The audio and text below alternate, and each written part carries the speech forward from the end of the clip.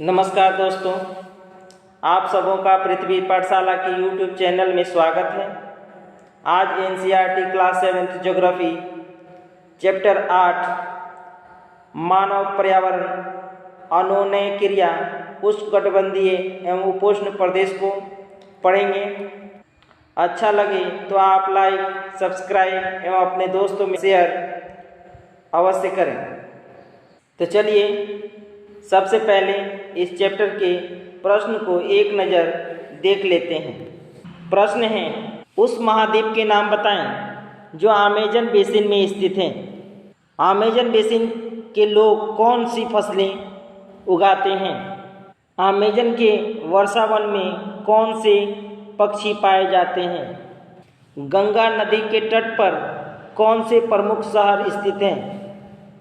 एक सींग वाले गैंडे कहाँ पाए जाते हैं? टुकन क्या है? मैनियाक कहाँ का प्रमुख भोजन है? कोलकाता किस नदी के तट पर स्थित है? देवदार एवं फर किसके प्रकार हैं? बंगाल टाइगर कहाँ मिलते हैं? इस तरह के प्रश्न इस चैप्टर में हम लोग देखेंगे। तो चलिए शुरू करते हैं इस अध्याय को। रेणुका बहुत उत्साहित थी। उसके चाचा श्रीकांत लगभग 4 महीने बाद आज घर में आए थे। वह एक वन्यजीव फोटोग्राफर थे तथा बहुत यात्रा करते थे। बहुत छोटी उम्र से ही रेणुका की रुचि वन्यजीव एवं वनों में थी। जब उसके चाचा ने प्रकृति संबंधी पुस्तकों से उसका परिचय कराया, दूरस्थ भूस्थल एवं वहाँ रहने वाले लोगों को तस्वीरें उसे हमेशा आकर्षित करती थी। इस तस्वीर के माध्यम से आप देख सकते हैं, ये तस्वीर विश्व के विभिन्न भागों के निवासी हैं। रेणुका, इन तस्वीरों में तुम विश्व के विभिन्न भागों के लोगों को देख सकती हो। इसमें कुछ शुष्क रेगिस्तान से हैं, कुछ बर्फीले प्रदेश से हैं एवं कुछ नम वर्षा वनों से हैं।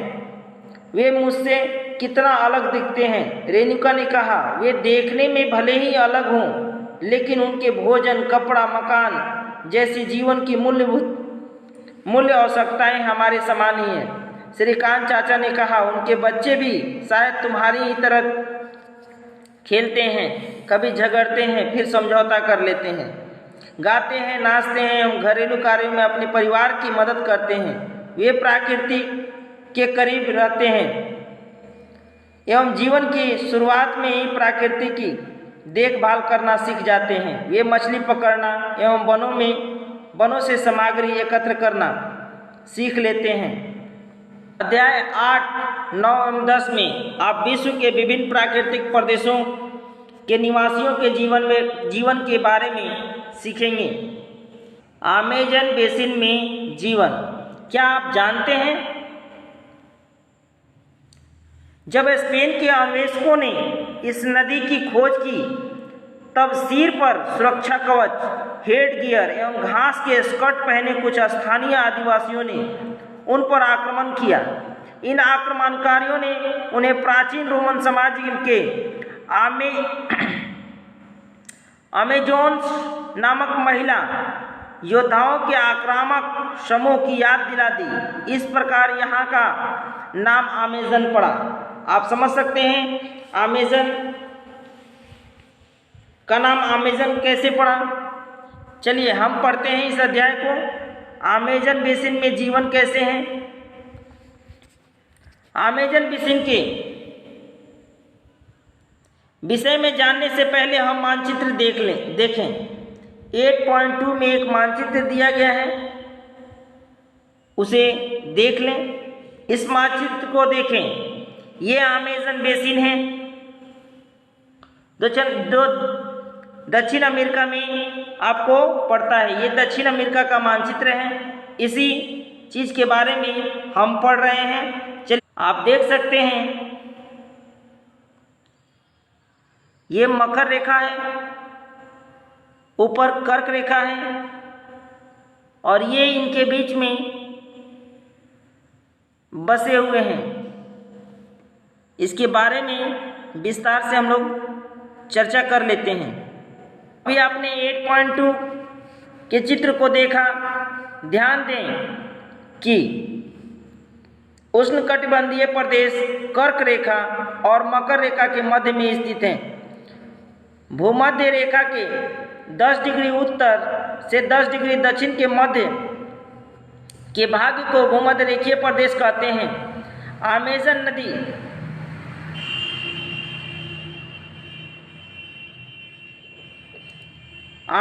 नदी इसी प्रदेश से होकर बहती है।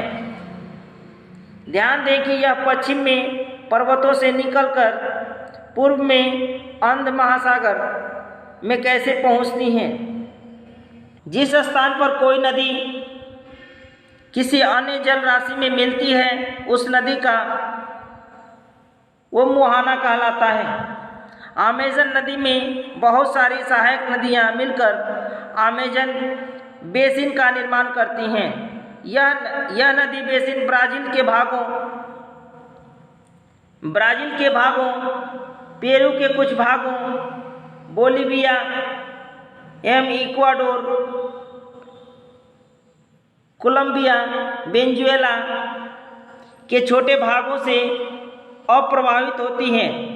क्या आप इस बेसिन में स्थित उन देशों के नाम बता सकते हैं जिनसे भूमध्य रेखा गुजरती है? सहायक नदी, ये शब्दावली है। यह छोटी नदियां होती हैं जो मुख्य नदी से मिलती हैं। मुख्य नदी अपनी सहायक नदियों के साथ जिस क्षेत्र के पानी को बहाकर ले जाती हैं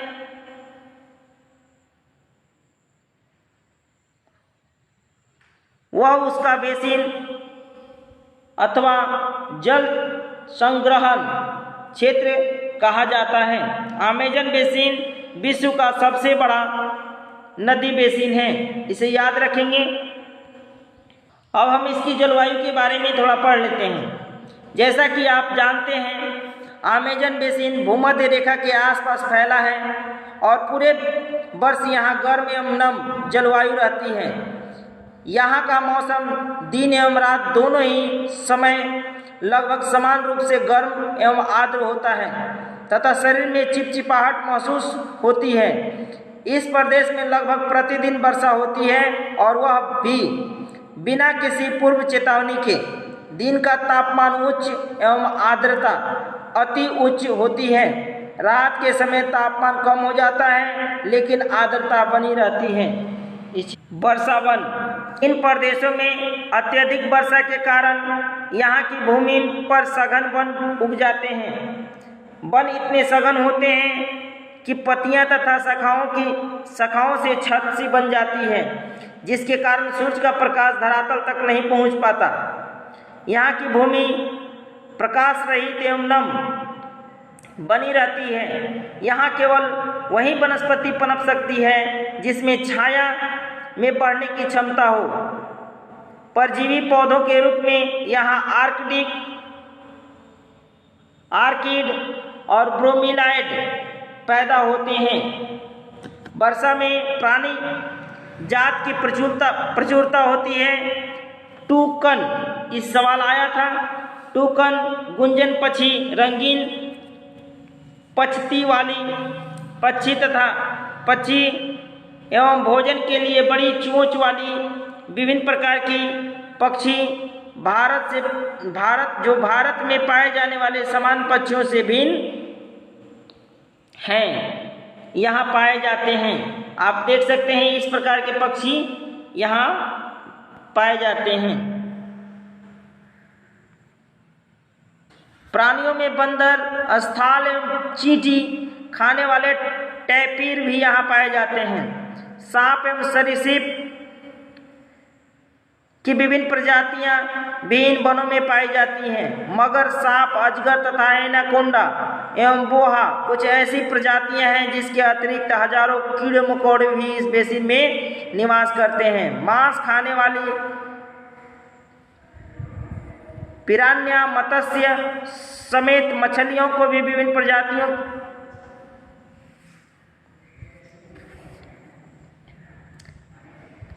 विभिन्न प्रजातियां भी अमेजन नदी में पाई जाती हैं। इस प्रकार जीवों की विविधता की दृष्टि से यह बेसिन असाधारण रूप से समृद्ध है। क्या आप जानते हैं, ब्रोमीलाइड एक विशेष प्रकार का पौधा है जो अपनी पत्तियों में जल को संचित रखता है। मेढक जैसे प्राणी इन जल के पॉकेट का उपयोग अंडा देने के लिए करते हैं। याद रखेंगे, ब्रोमीलाइड।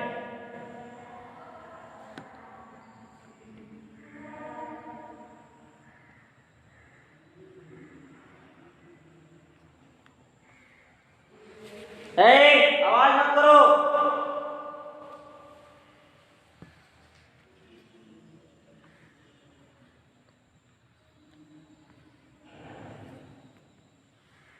आओ कुछ करके सीखें। कुछ टीवी चैनल विश्व के वन जीवन पर वृत्त चित्र प्रसारित करते हैं। इन्हें देखें और अपनी जानकारी अपने सहपाठियों को बताएं। वन के निवासी, यहाँ के लोग छोटे से क्षेत्र में वन के कुछ वृक्षों को काटकर अपने भोजन के लिए फसल उगाते हैं। यहाँ के पुरुष शिकार करते हैं तथा नदी में मछलियाँ पकड़ते हैं, जबकि महिलाएं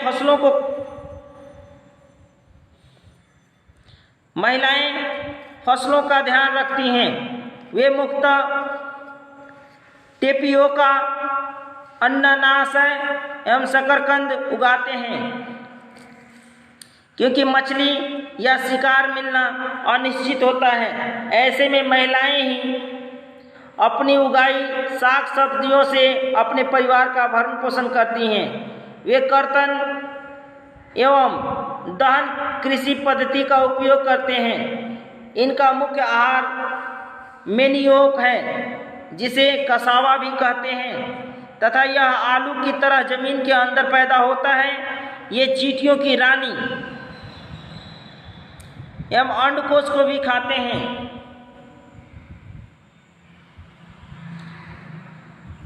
काफी, मक्का, कोका, नकदी फसल यहाँ उगाई जाती हैं।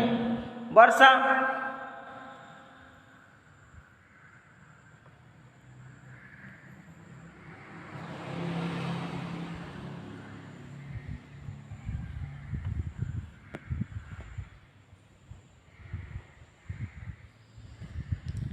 वन अत्यधिक मात्रा में घरों के लिए लकड़ियां प्रदान करते हैं। कुछ परिवार मधुमक्खी के छत्ते के आकार वाले छप्पर के घरों में रहते हैं, जबकि कुछ लोग मलोका कहे जाने वाले बड़े अपार्टमेंट जैसे घरों में रहते हैं, जिनकी छत तीव्र ढलान वाली होती है। अमेजन बेसिन के लोगों का जीवन धीरे धीरे बदल रहा है। पुराने समय में वन के अंदर पहुंचने के लिए नदी मार्ग ही एकमात्र उपाय था। 1970 में ट्रांस अमेजन महामार्ग बनने से वर्षा वन के सभी भागों में पहुंचना संभव हो सका। अनेक स्थानों पर पहुंचने के लिए हवाई जहाज़ों एवं हेलीकॉप्टरों का उपयोग किया जाता है। इस प्रक्रिया के फलस्वरूप वहाँ की मूल आबादी उस क्षेत्र से बाहर निकलकर नए क्षेत्रों में बसना पड़ा, जहाँ वे अपनी पौराणिक तरीकों से खेती करते रहे।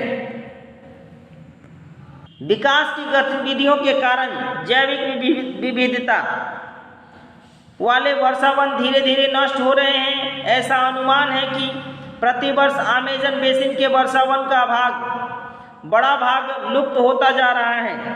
आप देख सकते हैं कि वर्षा वनों के लुप्त होने से व्यापक प्रभाव होता है।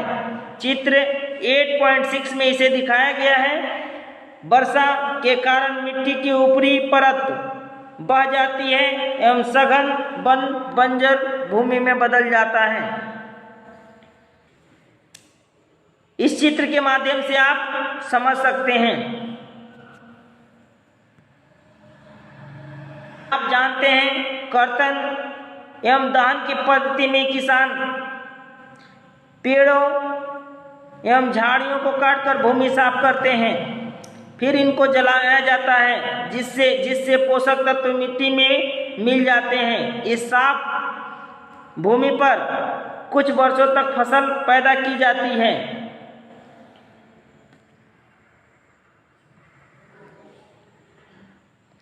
जमीन के इस टुकड़े के बार बार प्रयोग से मिट्टी के पोषक तत्व का अभाव होता है, इसलिए इस टुकड़े को छोड़ दिया जाता है। इसके बाद फसल उगाने के लिए किसी दूसरी स्थान को साफ किया जाता है। इस बीच पुराने खेतों में छोटे छोटे वृक्ष उग जाते हैं। इस प्रकार मिट्टी पुनः उपजाऊ बन जाती है। तब लोग इस भूमि के टुकड़े को पुनः जोत सकते हैं।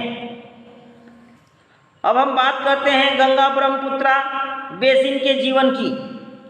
गंगा ब्रह्मपुत्र की सहायक नदी मिलकर भारतीय उपमहाद्वीप में गंगा ब्रह्मपुत्र बेसिन का निर्माण करती हैं।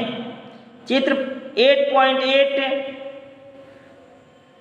में आप देख सकते हैं। यह बेसिन उपोष्ण 10 डिग्री उत्तर से 30 डिग्री उत्तर अक्षांश के मध्य स्थित है।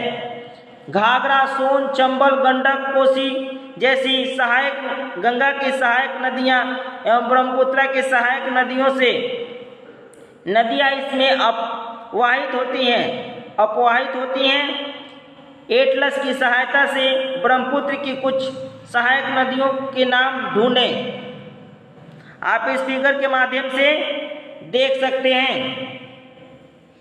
ये ब्रह्मपुत्र नदी है। भारत में ये गंगा नदी ऐसे बहती हुई यहाँ से होती हुई यहाँ आकर मिलती है। और इधर आप देख सकते हैं ये ब्रह्मपुत्र नदी यहाँ से होते हुए इस तरह से आकर यहाँ मिलती हैं।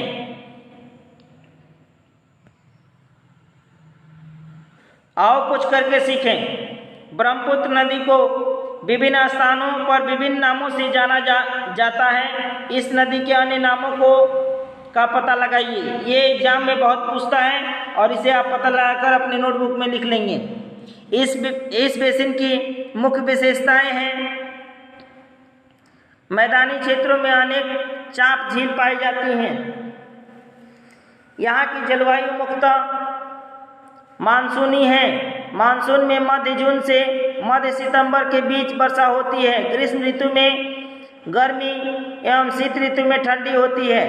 भारत का मानचित्र देखिए। ऊपर हमने भारत का मानचित्र दिखाया। उन राज्यों के नाम बताइए जहां गंगा ब्रह्मपुत्रा बेसिन स्थित है। बेसिन क्षेत्रों में विभिन्न प्रकार के स्थलाकृति जनसंख्या के वितरण में पर्यावरण की प्रमुख भूमिका होती है। तीव्र ढाल वाले पर्वतीय क्षेत्र बसने के लिए प्रतिकूल हैं, अतः गंगा ब्रह्मपुत्र बेसिन के पर्वतीय क्षेत्रों में कम लोग रहते हैं। मानव प्रवास के लिए मैदानी क्षेत्र सबसे उपयुक्त है, अतः यहाँ जनसंख्या घनत्व काफी अधिक होता है। यहाँ की मिट्टी बहुत उपजाऊ होती है। जिस स्थान पर फसल उगाने के लिए समतल भूमि उपलब्ध है, वहाँ के लोगों का मुख्य व्यवसाय कृषि है। धान यहाँ की मुख्य फसलें होती हैं। चूँकि धान की खेती के लिए पर्याप्त जल की आवश्यकता होती है, यह उसी क्षेत्र में उगाया जाता है जहाँ अधिक वर्षा होती है। यहाँ उगाई जाने वाली अन्य फसलें गेहूँ, मक्का, ज्वार, चना, बाजरा, गन्ना एवं जूट जैसी नकदी फसलें उगाई जाती हैं। मैदान के कुछ क्षेत्रों में केले के बागान देखे जा सकते हैं। पश्चिम बंगाल, असम में चाय के बागान मिलते हैं। बिहार एवं असम के कुछ भागों में सिल्क के कीड़े का संवर्धन कर सिल्क का उत्पादन किया जाता है। मंद ढलान वाले पर्वतों एवं पहाड़ियों पर वेदिकाओं में फसल उगाई जाती है। विभिन्न भू आकृतियों के अनुसार वनस्पति में भी विभिन्नता पाई जाती है। गंगा ब्रह्मपुत्र के मैदानों में सागवान, साखू, पीपल के साथ उष्णकटिबंधीय पर्णपाती पेड़ पाए जाते हैं। ब्रह्मपुत्र नदी के मैदानी क्षेत्रों में घने बांस के झुरमुट पाए जाते हैं। डेल्टा क्षेत्र में मैंग्रोव, पिछले चैप्टर में हम लोगों ने इसके बारे में पढ़ा था। डेल्टा क्षेत्र मैंग्रोव वन से घिरा होता है।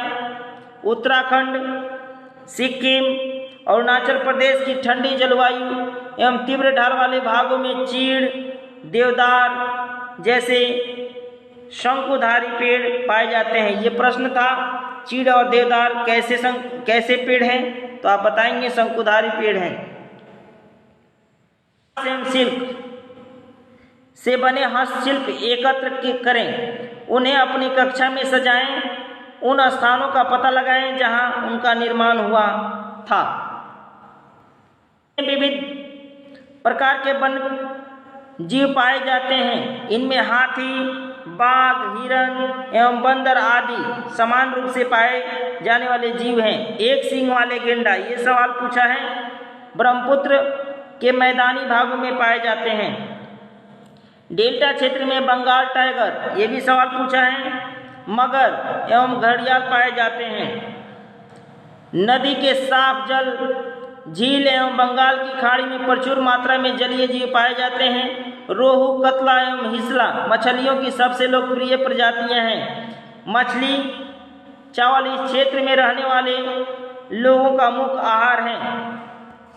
आप जानते हैं वेदिकाओं का निर्माण खड़ी ढलान पर समतल सतह पर बनाकर कृषि करने के लिए होता है। ढलान को इसलिए हटाया जाता है कि जल का प्रवाह तीव्रता से न हो।